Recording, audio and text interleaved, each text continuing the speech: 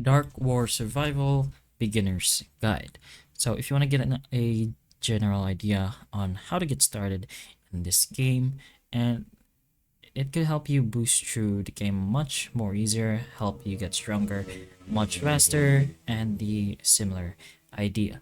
So before that, you can have the idea on what this game is all about. So this in general is a strategy and survival game technically, where the goal is to build your base, especially your watchtower here, strengthen your heroes and the characters you get through recruiting, and then expanding your influence while surviving those zombie attacks.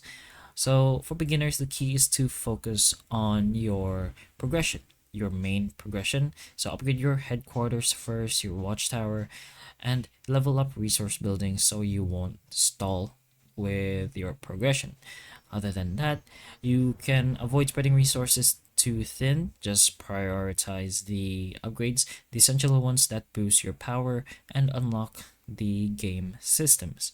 If you have more features in the game, you can use them, and then it will help you get those resources to, of course, get much stronger.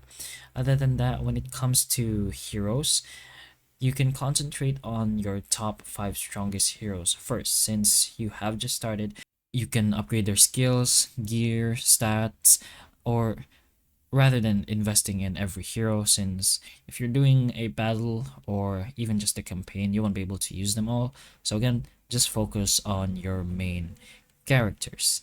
And you can participate in alliances. Make sure you join an alliance. One of the best things you can do is getting yourself into alliance. You can get free help from your alliance, and you can enter those events where it will give you resources and rewards to help you upgrade much more stuff in this game.